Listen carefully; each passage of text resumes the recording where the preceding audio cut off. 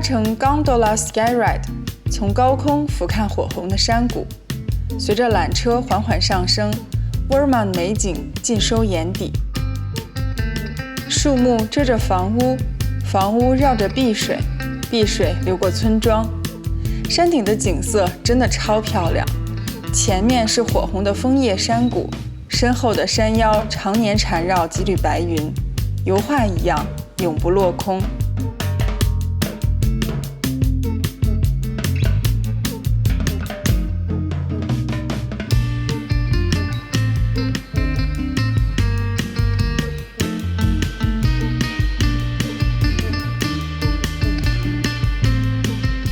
Vermont 州没有喧闹的大都市，只有散落在各处的质朴村镇。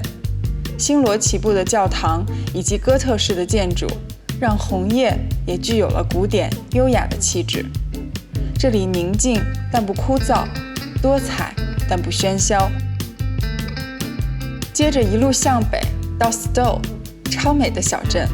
小镇远景的白色教堂可以说是赏枫的必来之地。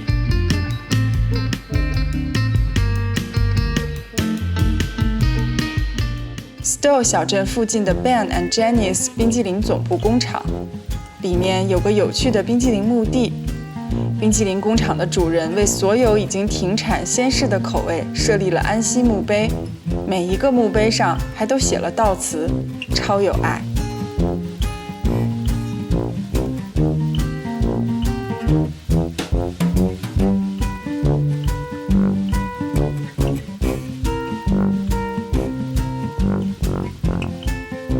距离冰激凌工厂不远，有一个 Cold Hollow Cider Mill， 里面有新鲜好喝的 Apple Cider 和 Cider Donuts。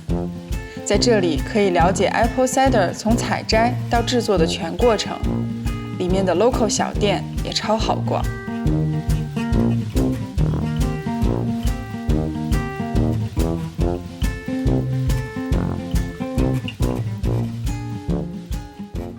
谁会不喜欢 Vermont 的秋呢？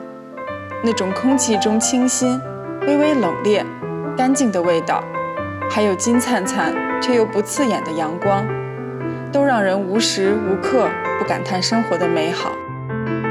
住在这里的人们都知道一定要不负秋光，因为美东的冬天漫长又难熬。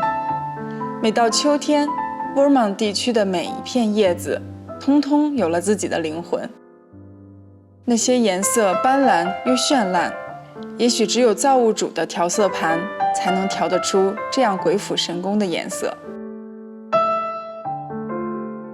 喜欢这样的所谓一年四季的打卡，生活太忙，时间溜得太快，一不小心一年就这样快要过去了。